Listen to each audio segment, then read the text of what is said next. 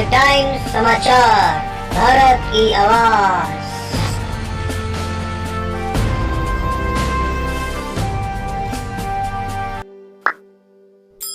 जब सत्ता की ताकत के सामने सवाल कमजोर पड़ जाए तो आवाज बुलंद करनी पड़ती है।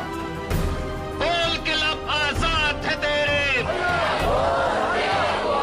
बोल ज़बां अब तक तेरी है। इन मुश्किल दिनों में उन्होंने हमारी बहुत हेल्प की है। तो वो जन धन की जो योजना है उसके लिए उन्होंने 500 रुपये सभी के अकाउंट में डाला है और इसके लिए हम प्रधानमंत्री जी के बहुत ज़्यादा आभारी रहेंगे। मुझे बताते हुए काफ़ी खुशी हो रही कि हमारा सारा काम रुक चुका है, जिसके कारण अभी हम ले नहीं सकते थे, कुछ रीज़न था। पर मोदी जी ने हमारी गृहिणियों की ये समस्या समझी और हमारे अकाउंट में सिलेंडर लेने की राशि डिपॉजिट की और उसी राशि के तहत हमने सिलेंडर कर लिया। शुक्रिया अदा करना चाहती हूँ कि हम महिलाओं के लिए इतना कुछ सोचा है मोदी जी ने। हमारे जो हमने 2-3 साल पहले जनधन वाला खाता खुलवाया था उसमें हमारे खाते में 500 रुपए आए। जो जनधन खाते में प्रधानमंत्री ने 500 रुपया डाला उसके लिए मैं बहुत शुक्रगुजार हूँ। मेरा घर का खर्चा चला हुआ और मैं प्रधानमंत्री का बहुत बहुत धन्यवाद करना चाहती हूँ।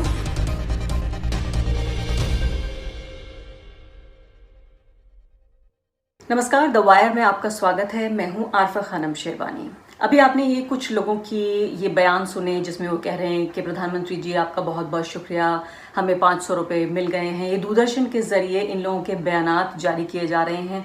मैंने इनमें से कुछ ट्विटर पर देखे और साफ तौर पर लोग इनका मजाक भी उड़ाने की कोशिश कर रहे थे, कुछ लोग हैरान भी थे क्योंकि साफ तौर पर अगर आप देखें इनकी पूरी वेशभूषा अगर देखने की कोशिश करें, इनमें से कोई भी व्यक्ति ऐसा नहीं लगता जिसको 500 रुपये महीना की जरूरत पड़ी हो। क्योंकि आप ये जानते हैं कि सरकार की जो स्कीम है वो 500 रुपये एक महीने में दे रही है एक व्यक्ति को। तो आप उस तरह से ये सोचिए कि अगर 500 रुपये महीना पर जीने वाले व्यक्ति जो हैं उनकी वेशभूषा, उनके हाव भाव देखकर किसी को भी इस बात का अंदाजा नहीं हो रहा है। मैं ये नहीं कहना चाहती हूँ, मैं ना तो मजाक उड़ाना चाहती हूँ, ना मैं ये कहना चाहती हूँ कि अदाकार हैं ये लोग। मैं ये कहना चाहती हूँ कि शायद जो सरकारी पैसा है, जो हमारा आपका टैक्स पेयर का पैसा है, वो गलत लोगों तक पहुंच रहा है, उन ज़रूरी लोगों तक नहीं पहुंच रहा है जहां तक वो पैसा पहुंचना चाहिए।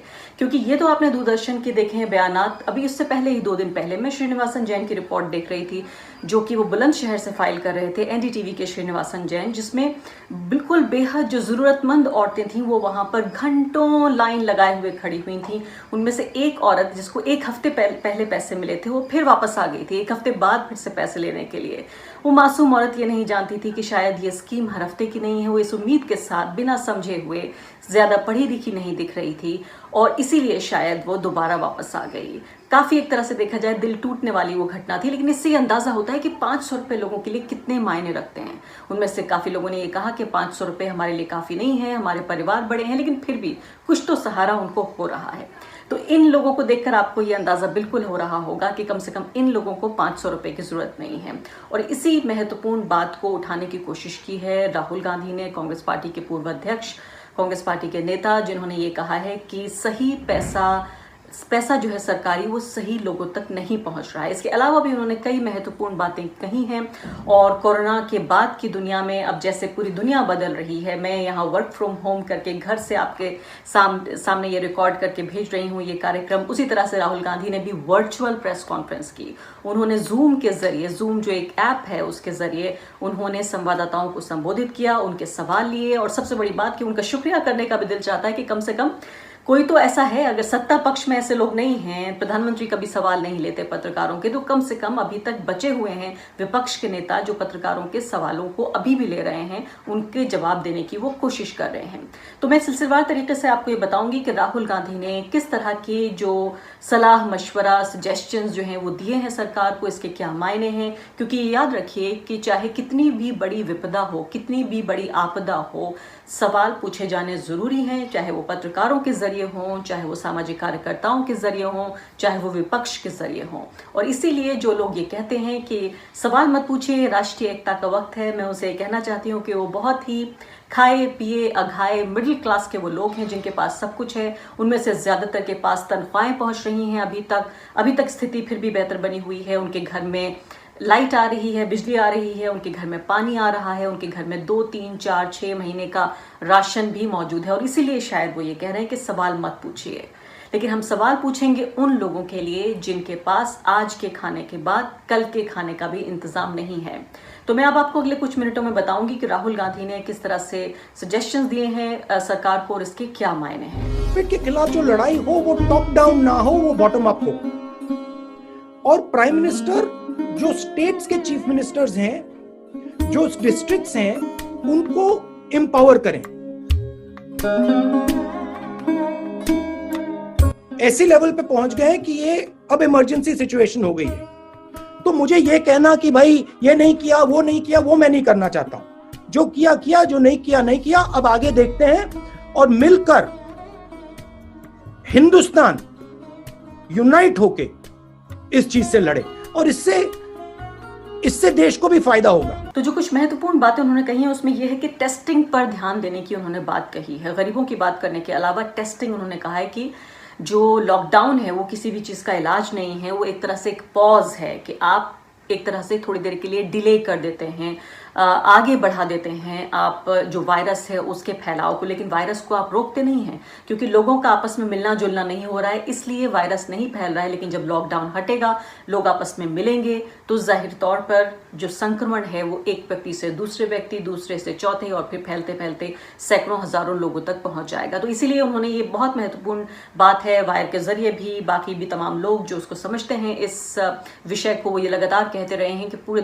दूसरे देशों का उदाहरण हमारे सामने है कि टेस्टिंग ही अकेला इलाज है। हम जब तक लोगों के टेस्ट नहीं करेंगे, हमें यह पता नहीं चलेगा कितनी बड़ी तादाद में लोग इसके शिकार हो रहे हैं, हमें कितनी तैयारी की जरूरत है। तो इस दौरान खासकर लॉकडाउन को अंग्रेजी में बाइंग टाइम भी कहा जाता है कि लॉकडाउन के दौरान जब लोग अपने घरों में बंद हैं, वहां संक्रमण की गुंजाइश कम हो गई है, ऐसे में आप अस्पतालों के लिए प्रबंध करते हैं, आप मशीनों के लिए प्रबंध करते हैं, आप ज्यादा से ज्यादा लोगों की टेस्टिंग करते हैं कि इस वक्त का इस्तेमाल किया जा सके उस वक्त के लिए कि जब लोग मिलना जुलना शुरू करेंगे और संक्रमण बढ़ेगा। तो ये खास बात उन्होंने कही है कि हम अभी तक 1 मिलियन पर 10 लाख लोगों पर 199 लोगों का टेस्ट कर रहे हैं, जो दुनिया में सबसे कम टेस्टिंग जिन देशों में हो रही है। बेहद करीब देशों में भी हमारे यहाँ से ज्यादा टेस्टिंग हो रही है भारत से। 350 लोगों की हर डिस्ट्रिक्ट पे एक टेस्टिंग हो रही है, राहुल गांधी का ये कहना था। और सबसे महत्वपूर्ण बात उन्होंने ये भी कही इन सब के दौरान कि जो एम्पावर करना है, स्टेट्स को ज्यादा ताकत दीजिए, क्योंकि बात सच है कि आप कितना भी केंद्रीय कृत चीजों को कर लें, भारत का जो फेडरल स्ट्रक्चर है वो इस बात की इजाजत नहीं देता कि केंद्रीय नीति हो सकती है, एक राष्ट्रीय नीति होनी भी चाहिए, लेकिन जो उसको लागू करना है उसकी पूरी जिम्मेदारी स्टेट्स के ऊपर ही होती है। आपने देखा था वायर पर मैंने इंटरव्यू किया था भूपेश बघेल का, उन्होंने कहा था कि प्रधानमंत्री ने लॉकडाउन से पहले भी मुख्यमंत्रियों से कोई बातचीत नहीं की। इसके अलावा उन्होंने तब तक ये कहा था कि कोई भी रसद, कोई भी जो रिसोर्सेज हैं, पैसा है, राशन है, वो सरकार से, केंद्र सरकार से राज्य सरकारों तक नहीं पहुंचा है।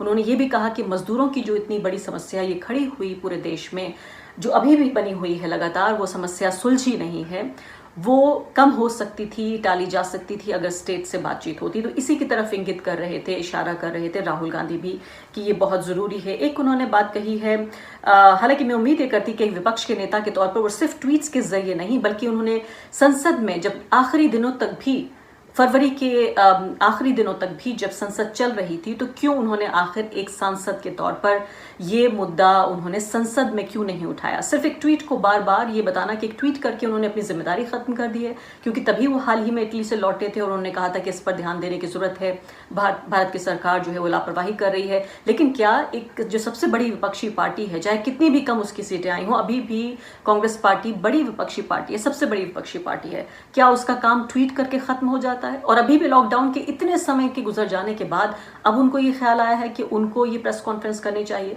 बहरहाल इस सब के अलावा फाइनेंशियल पैकेज का वो जिक्र कर रहे हैं। उनका ये कहना है कि अगर आप ये नहीं भी कहना चाहते हैं कि न्याय जो कांग्रेस पार्टी ने इलेक्शन का वादा किया था चुनाव के दौरान कि 6,000 रुपये महीना हम गरीबों को देंगे, आप ये देने की फिर से कोशिश कर सकते हैं, आप नाम कोई भी दे लीजिए। एक बड़ा दिल दिखाते हुए उन्होंने ये भी कहा कि हम प्रधानमंत्री के साथ इस संकट की घड़ी में देश के साथ खड़े हुए हैं, ये राजनीति करने का वक्त नहीं है। ये उन्होंने एक अच्छी बात कही और ये भी कहा कि कंस्ट्रक्टिव क्रिटिसिज्म वो करना चाहते हैं, एक ऐसी आलोचना करना चाहते हैं जिससे भलाई हो, कंस्ट्रक्टिव क्रिटिसिज्म करना चाहते हैं।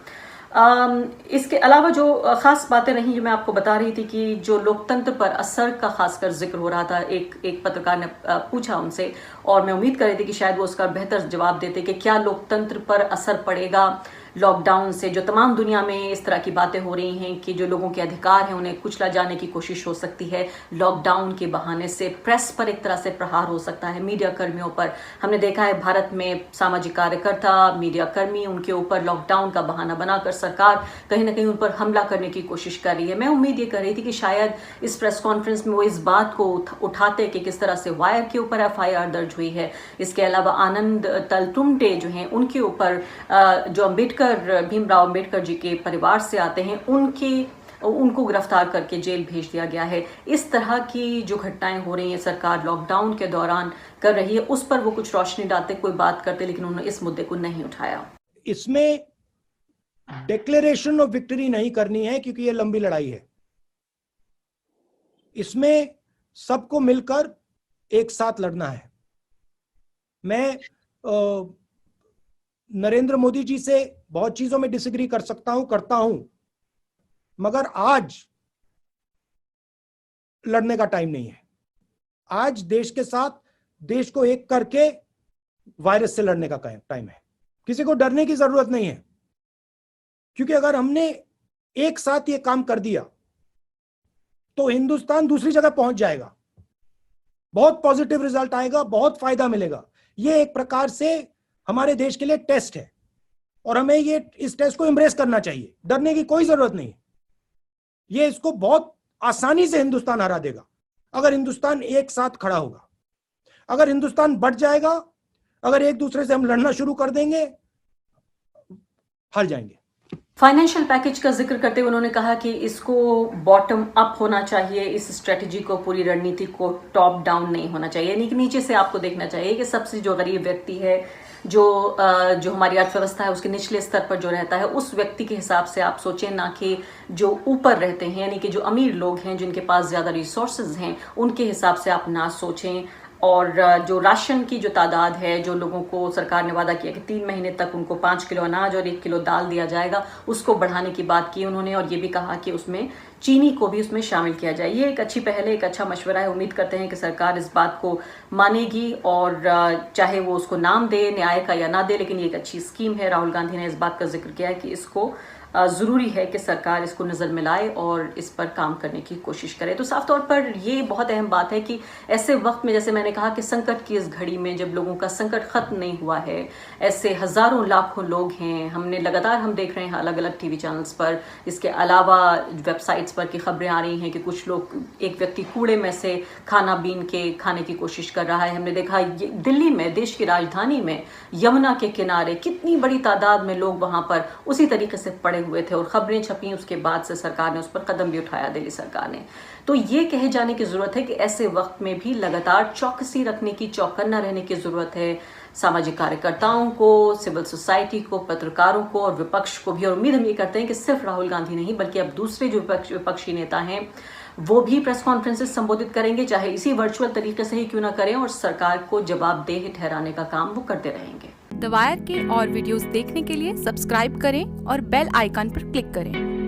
स्वतंत्र पत्रकारिता की आर्थिक मदद करने के लिए डिस्क्रिप्शन में दिए गए लिंक पर जाएं और अपनी राशि चुनें।